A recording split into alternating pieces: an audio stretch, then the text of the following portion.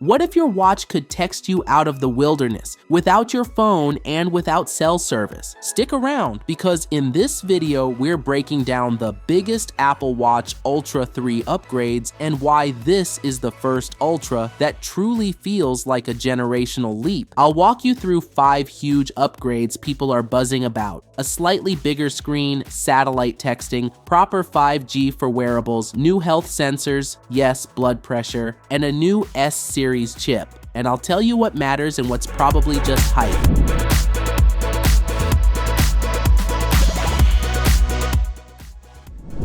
First up, the display. Hidden assets in the iOS 26 beta show an Apple Watch image with a display resolution of 422 by 514, a small but real bump from the Ultra 2's 410 x 502. Translation: Apple isn't changing the case size, they're shrinking bezels to squeeze more screen into the same body. That means slightly more room for maps, metrics, and watch faces without making the Ultra feel bulkier. If you love data-dense watch faces, this is the kind of quality of life tweak that actually matters.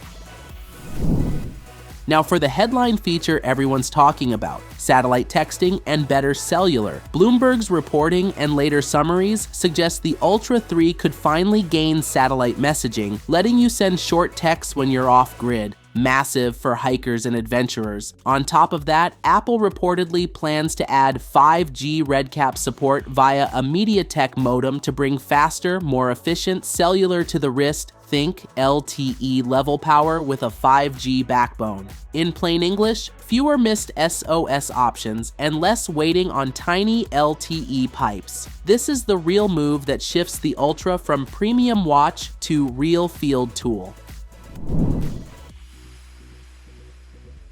Apple's health push continues. The Apple Watch Ultra 3 and Series 11 now officially include blood pressure monitoring improved from past attempts. Beyond that, expect the usual suspects: better sleep and activity tracking and tighter health alert integration in watchOS 26. If Apple nails reliable BP alerts, not continuous cuff-style readings, but meaningful early warnings, that could be huge for everyday safety and for Apple's medical credibility. Still, remember, software and FDA-adjacent validation matter more than press headlines, so manage expectation.